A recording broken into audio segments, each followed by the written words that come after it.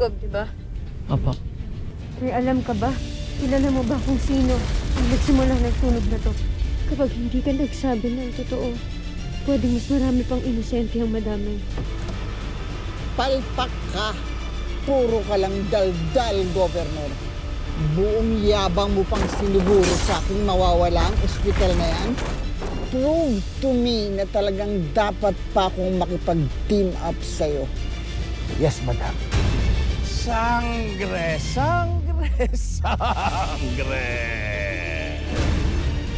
Kilala na kita! Tera!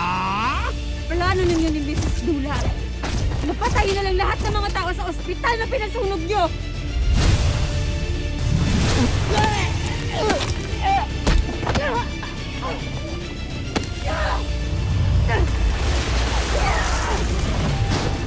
Mukhang tayo na yung babawian ni Sangre. Alam niyang ikaw may pakana ng sunog. Paano niya nalaman? Wala naman siyang ebidensya laban sa akin. Paano mo i-expose niya tayo? Hindi ko pa po kayang umalis. Ako ba talagang iyong sinusubok? Huling beses na. Sa Encantadia may malupit na nag-aari.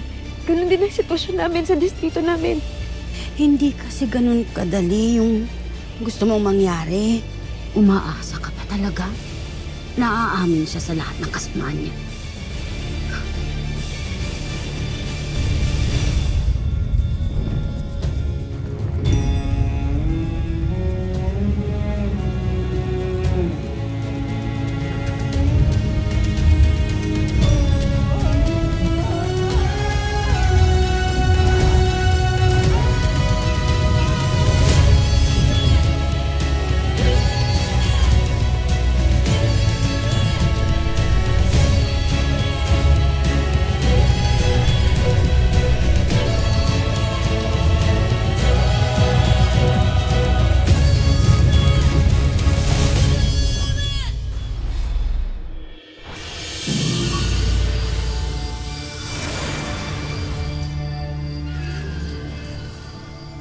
Patay!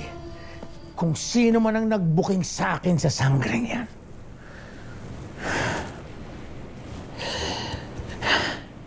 Ang hindi ko lang talaga matanggap, yung meron siyang alas laban sa akin.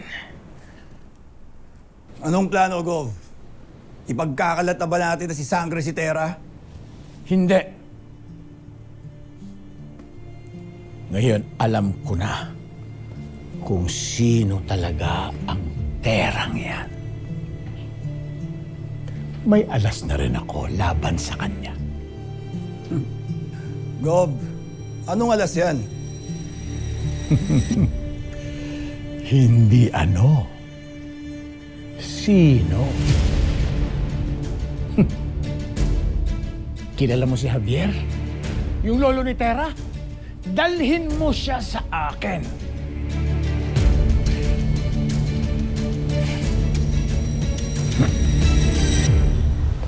Nakatitiya ka bang dito matatagpuan ang iyong hinahanap? Opo, Ashley. Isang developer na kilala si Mrs. Dula. Developer? Anong klaseng nilalang yan? May kapangyarihan ba siya? Parang ganun, Ashley. Marami siyang koneksyon at pera. Ibig sabihin marami ang nakakilala sa kanya. At alam din ng lahat na dito siya nagtatrabaho. Kung gayon, wag na tayo mag-aksaya pa ng panahon. Ngayon, makatitiyak na tayo kung anong kapangyarihan ng taglay ng developer na iyan.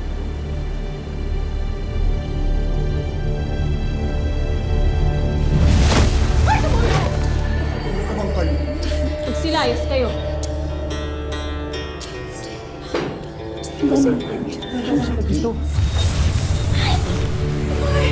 Sabi na magsilayas kayo!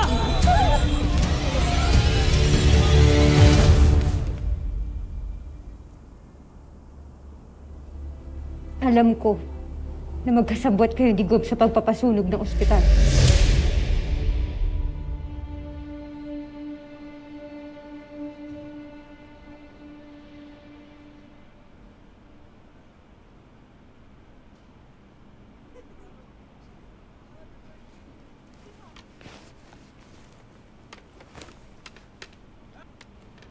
Mm. Mm. Oh. Mm. Mm.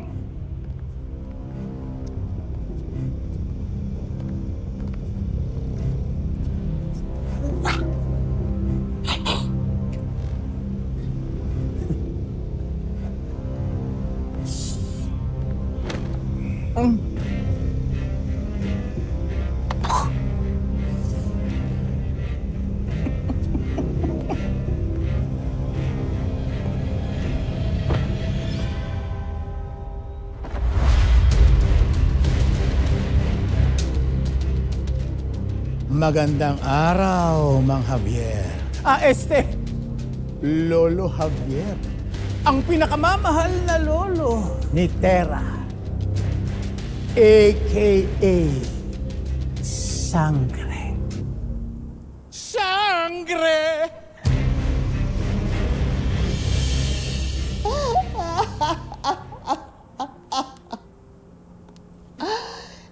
Hindi ako aamin. Wala akong aaminin. Dahil kung inaakala niyong kaya niyo kung takutin, you have to do better than that. Sanay ako sa kaso. Palagi akong nadedemanda pero palagi rin akong nananalo because I have the best lawyers. Matapang ka.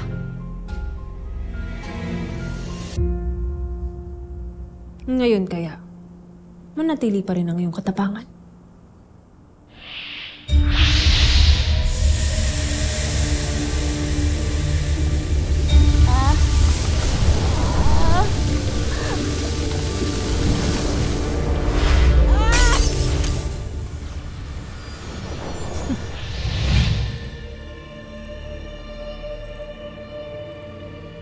Ang mabuti pa ay matupok na rin ang apoy ang lugar na ito.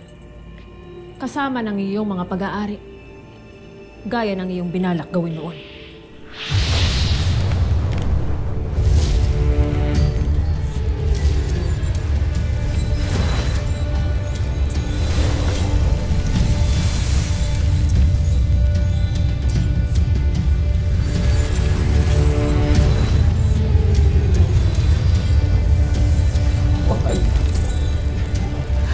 Huwag niyong hitamay ang negosyo ko.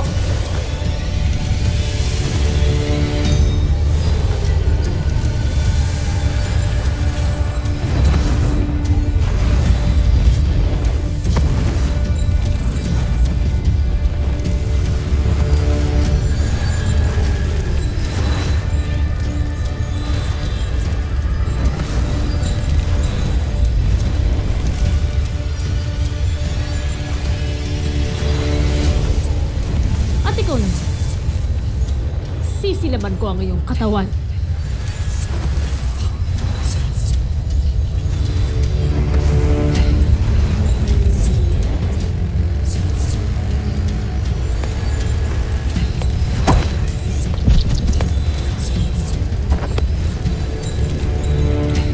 Umamin ka na, Mrs. Dula.